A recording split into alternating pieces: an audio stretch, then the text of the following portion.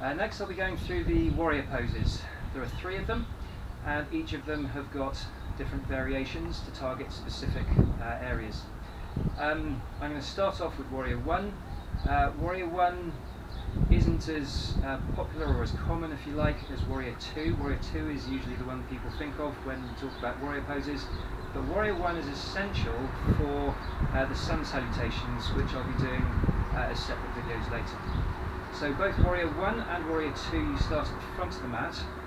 I'll begin.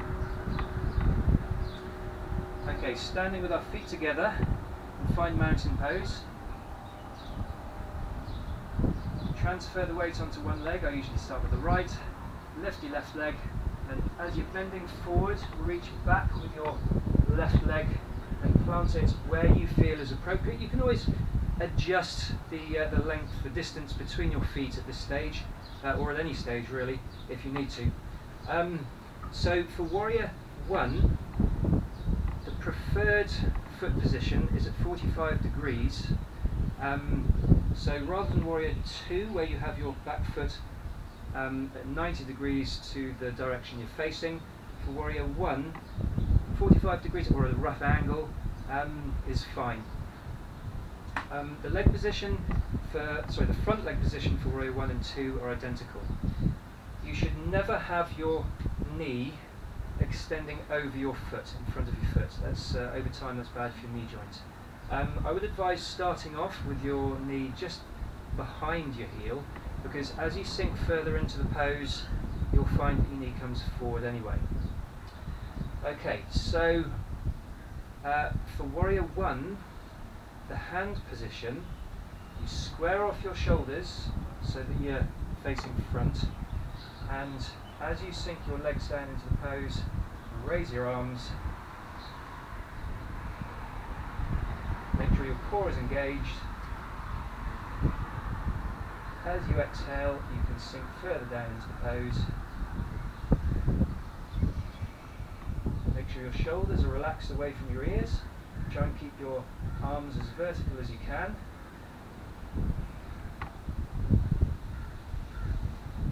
Now again, when you've finished, you can exhale and bring your arms down, straight in front of you, or some people prefer exhaling and bringing their arms back and around. Either way, straighten your front leg, twist your right foot to face the front, twist your back foot around to become your new front foot, bend your new front leg.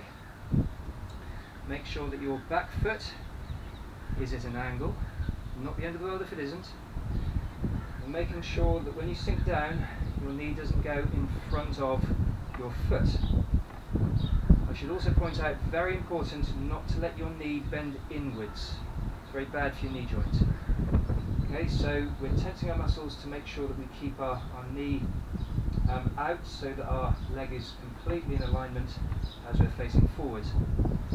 Now, making sure our back leg is nice and straight, we're pushing down into the mat through our heel and the whole of our foot to ground us. Good balance. We sink down into the pose, square off our shoulders so we're facing front, and as we inhale, raising our arms, and from here, make sure that the core is engaged, shoulders relaxed away from the ears, arms vertical and straight as you can. Exhale and relax deeper into the pose if you can, but find that level of comfortable effort. Don't push it to where it's uncomfortable.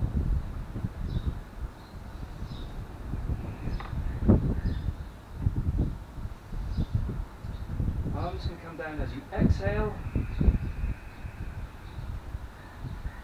then again, straighten that front leg. Front foot to the side. And here you can just jump up. Or, to come out of the pose, you can just shuffle your feet, toes, heels, all the way up. Okay, let's give some practice.